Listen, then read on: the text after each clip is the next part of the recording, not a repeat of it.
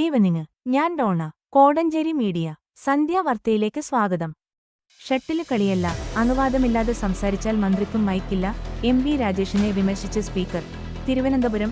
സ്പീക്കറുടെ അനുവാദം കൂടാതെ പ്രതിപക്ഷ അംഗങ്ങൾക്ക് ചോദ്യം ചോദിക്കാൻ വഴങ്ങുകയും ഉത്തരം നൽകുകയും ചെയ്ത എക്സൈസ് മന്ത്രി എം.വി. രാജേഷിനെ വിമർശിച്ച് സ്പീക്കർ എൻ. ഷംസീർ. സംസ്ഥാനത്തു ലഹരി വ്യാപനം വർദ്ധിക്കുന്നതും അക്രമസംഭവങ്ങൾ കൂടുന്നതും സംബന്ധിച്ചു പ്രതിപക്ഷം കൊണ്ടുവന്ന അടിയന്തര പ്രമേയത്തിന്റെ ചർച്ചയ്ക്കിടെയായിരുന്നു സ്പീക്കറുടെ ഇടപെടൽ.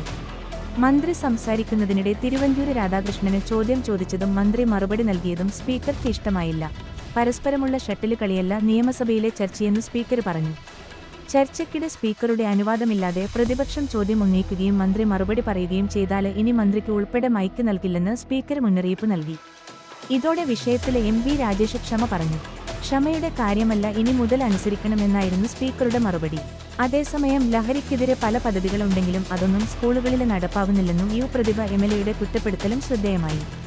സ്പീക്കറായിരുന്ന എം.വി. രാജേഷ് മന്ത്രിസഭാംഗമായ ഒഴിവിലാണു ഷംസീർ സ്പീക്കറായത്. 8 മാസമുള്ള കുഞ്ഞ് തൊണ്ടയിൽ അടപ്പ് കുടുങ്ങി മരിച്ചു. 2 വർഷം മുൻപ് ആദ്യ കുട്ടിയും അസ്വാഭാവികമെന്ന് പിതാവിന്റെ പരാതി. കോഴിക്കോട് 8 മാസം പ്രായമായ കുട്ടി തൊണ്ടയിൽ അടപ്പ് കുടുങ്ങി മരിച്ചതിൽ അസ്വാഭാവികതയെന്ന പരാതിയുമായി പിതാവ്. പൊക്കുന്ന് സ്വദേശി നിസാറിന്റെ മകൻ മുഹമ്മദ് ഇബാദാണ് കഴിഞ്ഞ രാത്രി മരിച്ചത്. നിസാറിന്റെ ആദ്യത്തെ കുട്ടി 2 വർഷം മുൻപ് മുലപ്പാൽ തൊണ്ടിയിൽ കുടുങ്ങി മരിച്ചിരുന്നു. 2 കുട്ടികളും മരിച്ചത് ഭാര്യ വീട്ടിൽ വെച്ചാണ്. ഇതോടെയാണ് ടൗൺ പോലീസിൽ നിസാർ പരാതി നൽകിയത്. 14 ദിവസം പ്രായമുള്ളപ്പോഴായിരുന്നു ആദ്യ കുട്ടിയുടെ മരണം. ഇന്നലെ രാത്രി രണ്ടാമത്തെ കുട്ടിയുടെ തൊണ്ടയിൽ അടപ്പ് കുടുങ്ങിയപ്പോൾ കോട്ടപ്പറമ്പ് ആശുപത്രിയിലെത്തിച്ചെങ്കിലും മരണം സംഭവിച്ചിരുന്നു. തുടർന്ന് മൃതദേഹം പോസ്റ്റ്മോർട്ടത്തിനായി കോഴിക്കോട് മെഡിക്കൽ കോളേജ് ആശുപത്രിയിലേക്ക് മാറ്റി. മുൻപ് ഈ കുട്ടി ഓട്ടോറിക്ഷയിൽ നിന്ന് വീണപ്പോൾ ആശുപത്രിയിലെത്തിക്കാൻ വൈകിയിരുന്നെന്നും പരാതിയിൽ പറയുന്നു. ടൗൺ പോലീസ് കേസെടുത്ത് അന്വേഷണം ആരംഭിച്ചു. ലോട്ടറിക്കു സേവന നികുതി ചുമത്താൻ കേന്ദ്രത്തിന് അധികാരമില്ല. സംസ്ഥാനങ്ങൾക്ക് വാങ്ങാം, കേരളത്തിന് ആശ്വാസം. ന്യൂഡൽഹി. ലോട്ടറിക്കു സേവന നികുതി ചുമത്താൻ കേന്ദ്ര സർക്കാരിന് അധികാരമില്ലെന്ന് സുപ്രീം കോടതി. സംസ്ഥാന സർക്കാരുകൾക്കു മാത്രമേ ലോട്ടറി വിതരണക്കാരിൽ നിന്ന് നികുതി ഈടാക്കാനാകൂ എന്നും കോടതി വ്യക്തമാക്കി. കേന്ദ്ര സർക്കാരിന്റെ അപ്പീൽ തള്ളിയാണ് സുപ്രീം കോടതിയുടെ നിർണായക വിധി. ലോട്ടറി നികുതി സംസ്ഥാന വിഷയമാണെന്നും ജസ്റ്റിസുമാരായ ബി.വി. നാഗരത്ന, എൻ. കോടീശ്വർ സിംഗ് എന്നിവരുടെ ബെഞ്ച് നിരീക്ഷിച്ചു. സംസ്ഥാനങ്ങൾക്കു ലോട്ടറി നികുതി വരുമാനം പൂർണ്ണമായി ഉറപ്പാക്കുന്ന വിധി കേരളത്തിനുൾപ്പെടെ ആശ്വാസമാണ്. 2010 സാമ്പത്തിക ഭേദഗതി നിയമത്തിലെ അനുബന്ധ വകുപ്പ് റദ്ദാക്കിയ സിക്കിം ഹൈക്കോടതിയുടെ വിധി സുപ്രീം കോടതി ശരിവച്ചു. ലോട്ടറി ടിക്കറ്റ് വിതരണക്കാർ നടത്തുന്നത് സേവനമല്ല എന്നായിരുന്നു സിക്കിം ഹൈക്കോടതിയുടെ നിരീക്ഷണം. സംസ്ഥാനങ്ങൾക്ക് ലോട്ടറി വിതരണക്കാരിൽ നിന്ന് ചൂതാട്ട നികുതി ഈടാക്കുന്നത് തുടരാമെന്നും സുപ്രീം കോടതി വ്യക്തമാക്കി. പ്രായപൂർത്തിയാകാത്ത പെൺകുട്ടിയെ കൂട്ടബലാത്സംഗത്തിന് ഇരയാക്കി. 16-കാരൻ ഉൾപ്പെടെ 2 പേർ കസ്റ്റഡിയിൽ. അടൂർ. പ്രായപൂർത്തിയാകാത്ത പെൺകുട്ടിയെ കൂട്ടബലാത്സംഗത്തിന് ഇരയാക്കിയ സംഭവത്തിൽ 2 പേർ കസ്റ്റഡിയിൽ.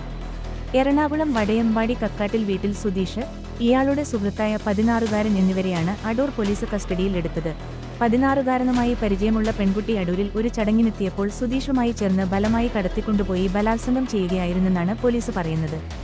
പെൺകുട്ടിയുടെ മൊഴി രേഖപ്പെടുത്തിയ ശേഷം വൈദ്യപരിശോധനയ്ക്ക് വിധേയയാക്കി. തുടർന്നാണ് പ്രതികളെ പിടികൂടിയത്. പുറത്താക്കിയത്. പാർട്ടിക്കുള്ളിലെ അതൃപ്തി, കേന്ദ്രത്തിനും നീരസം. പക്ഷേ ബിരേൻ തിരിച്ചെത്തുമോ? ന്യൂഡൽഹി. മണിപ്പൂരിന്റെ മുഖ്യമന്ത്രിക്ക് സെരിയിൽ നിന്ന് ബിരേൻ സിംഗ് രാജിവെച്ചു എന്ന് സാങ്കേതികമായി പറയാമെങ്കിലും പാർട്ടിക്കുള്ളിലെ അതൃപ്തി ബിരേനെ പുറത്താക്കുകയായിരുന്നു എന്നതാണ് വാസ്തവം. സംസ്ഥാന ബിജെപിക്കുള്ളിൽ ബിരേനെതിരെ രൂപപ്പെട്ട എതിർപ്പും മണിപ്പൂർ കലാപത്തിന്റെ പേരിൽ പാർട്ടി കേന്ദ്ര നേതൃത്വം നേരിട്ട വിമർശനങ്ങളുമാണ് മുഖ്യമന്ത്രിയുടെ രാജിയിലേക്ക് എത്തിച്ചത്. കലാപത്തിൽ ബിരേൻ സിംഗ് മെയ്തേ വിഭാഗത്തിന് അനുകൂലമായ നിലപാടെടുത്തെന്ന് ആരോപിച്ച് കുക്കി വിഭാഗക്കാർ മാത്രമല്ല, പാർട്ടിയിലെ ഒരു വിഭാഗത്തിനും അതേ അഭിപ്രായമുണ്ടായിരുന്നു.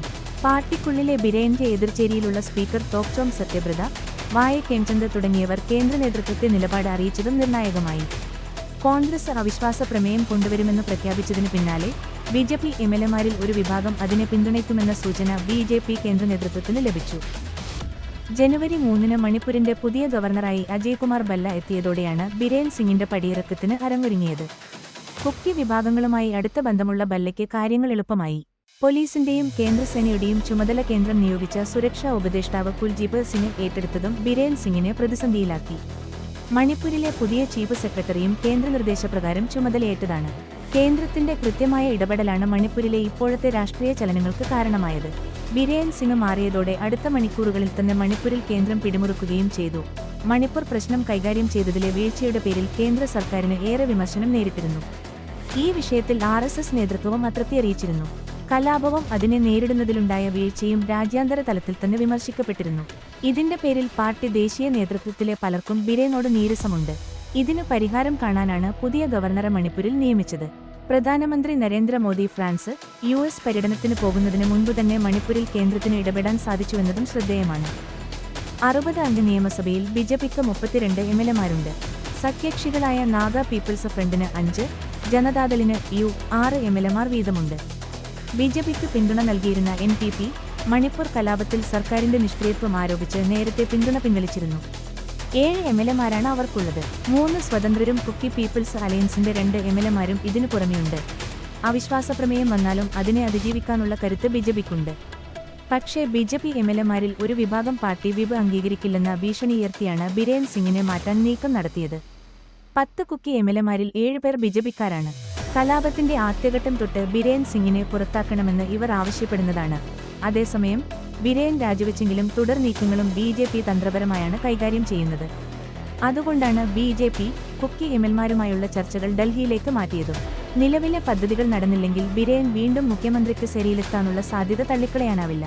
ബിരേൻ സിംഗിനെ പോലെ ഒരാളെ മുന്നിലേക്ക് കൊണ്ടുവരാൻ BJP നിരയിലില്ല എന്നതും വസ്തുതയാണ്. ഇതോടൊപ്പം മേധേയ് സംഘടനകളുടെയും സായുധ സംഘടനകളുടെയും പിന്തുണയും ബിരേന് തന്നെയാണ്.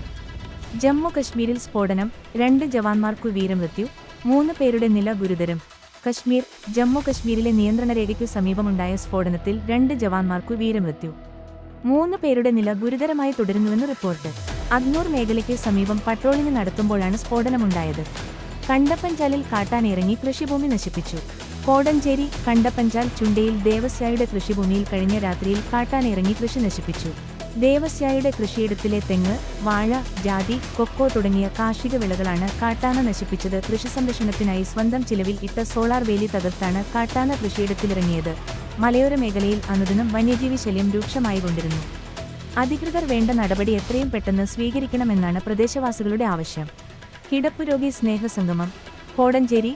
Kodanchery pain and palliative care സൊസൈറ്റിയിൽ രജിസ്റ്റർ ചെയ്തിട്ടുള്ള കിടപ്പുരോഗികളുടെയും അവരുടെ കൂട്ടിരിപ്പുകാരുടെയും പാലിയേറ്റീവ് കെയർ വാളണ്ടിയർമാരുടെയും സ്നേഹസംഗമം കോടഞ്ചേരി മരിയൻ ഓഡിറ്റോറിയത്തിൽ വെച്ച് നടന്നു. കോടഞ്ചേരി ഗ്രാമപഞ്ചായത്ത് president Alex Thomas, ward member Vasudevan master, Kodanchery saint Mary's പള്ളി അസിസ്റ്റന്റ് വികാരി father Jio Kadukumakkil, KM Paulose, high school head master Binu Jose, higher secondary school principal Bijoy Thomas എന്നിവർ ആശംസകൾ അർപ്പിച്ചു. സംഗമത്തിന്റെ ഭാഗമായി കോടഞ്ചേരി ഹൈസ്കൂൾ, ഹയർ സെക്കൻഡറി വിദ്യാർത്ഥികളുടെ വിവിധ കലാപരിപാടികൾ, സ്നേഹവിരുന്ന്, സമ്മാന വിതരണം എന്നിവ ഉണ്ടായിരുന്നു. സ്നേഹസംഗമത്തിന് പാലിയേറ്റീവ് president Joseph Palakkal, secretary Jose Patteriyil, EP John, Sheela Thampi, Mini MJ എന്നിവർ നേതൃത്വം നൽകി. നൂറാന്തോട് AMLP സ്കൂളിൽ LSS തീവ്രപരിശീലനം.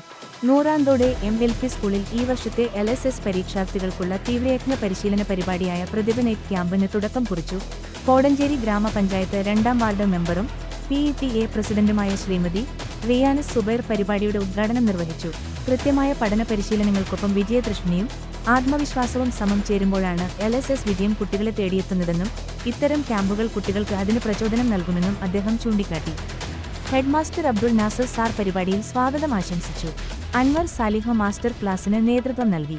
Staff secretary Rubeena teacher, SRG convener Binsi teacher, Sameena teacher, Muhammad master എന്നിവർ ആശംസകൾ അർപ്പിച്ചു. സാൻജോ പ്രതീക്ഷ ഭവൻ സ്പെഷ്യൽ സ്കൂൾ ജൂബിലി സമാപനം 13-ന്. തിരുവമ്പാടി തൊണ്ടിമ്മൽ സാൻജോ പ്രതീക്ഷ Bhavan special school silver jubilee സമാപനം 13-ന് ബിഷപ്പ് മാർ റെമീജിയോസ് ഇഞ്ചനാനിയിൽ നിർവഹിക്കും. പ്രത്യേക പരിഗണന അർഹിക്കുന്ന കുട്ടികൾക്ക് വേണ്ടി CMC സന്യാസിനി സമൂഹം താമരശ്ശേരി രൂപത സെന്റ് മേരീസ് പ്രൊവിൻസിന്റെ നേതൃത്വത്തിൽ 2000-ൽ ആരംഭിച്ച സ്കൂൾ 25 വർഷം പൂർത്തീകരിക്കുകയാണ്. സ്പെഷ്യൽ സ്കൂളുകളുടെ കലോത്സവത്തിലും കായികമേളകളിലും ഒട്ടേറെ പുരസ്കാരങ്ങൾ നേടിയ സ്കൂളിൽ നിലവിൽ 120 കുട്ടികൾ പ്രത്യേക പരിശീലനം നേടുന്നുണ്ട്. ഹോസ്റ്റൽ സൗകര്യമുള്ള സ്കൂളിൽ കുട്ടികളുടെ അഭിരുചി വികസിപ്പിക്കാനും പ്രായോഗിക ജീവിതത്തിന് അവരെ പ്രാപ്തരാക്കാനുമുള്ള ഒട്ടേറെ പദ്ധതികൾ നടപ്പാക്കുന്നുണ്ട്. ഒരു വർഷം നീണ്ടുനിന്ന ജൂബിലി ആഘോഷങ്ങളിൽ നിരവധി പദ്ധതികൾ ജൂബിലി ആഘോഷ കമ്മിറ്റിയുടെ നേതൃത്വത്തിൽ നടപ്പാക്കി.